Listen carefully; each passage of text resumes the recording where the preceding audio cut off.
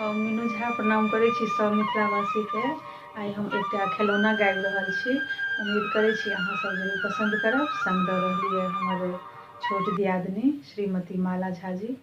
नीक लागत अहाँ सब जहिना अपन काज करै छी तहिना कऽ देबै। धन्यवाद।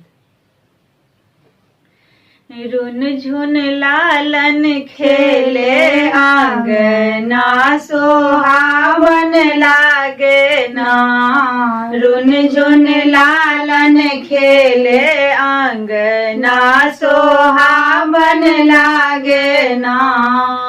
सोहावन लागे ना मन भावन लागे ना। सोहावन लागे ना मन भावन लागे ना।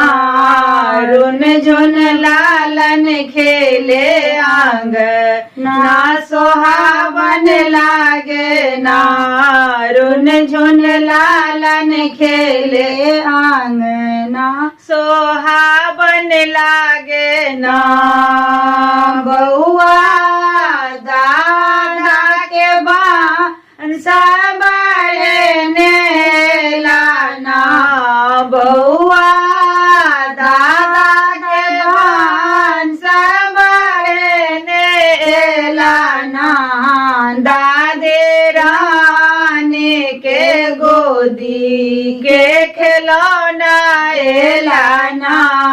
दादे रानी के गोदी के खिलौना एलाना। रुन झुन लालन खेले आंगना सोहावन लागे ना। रुन झुन लालन खेले आंगना सोहावन लागे ना। बउआ पापा के बांसा बाड़े ने लाना। बउआ पापा के बांसा बाड़े ने लाना। मम्मी रानी के गोदी के खिलौना एलाना।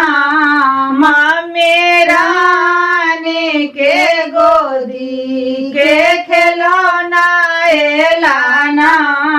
रुन झुन लालन खेले आंगना सोहावन लागे ना। रुन झुन लालन खेले आंगना सोहावन लागे ना। बउआ चाचा के बांसा बाड़े ने लाना। बउआ चाचा के बांसा बाड़े ने लाना। चाची रानी के गोदी के खिलौना एलाना। चाची रानी के गोदी के खिलौना एलाना। रुन झुन लालन खेले आंगना सोहावन लागे ना। रुन झुन लालन खेले आंगना सो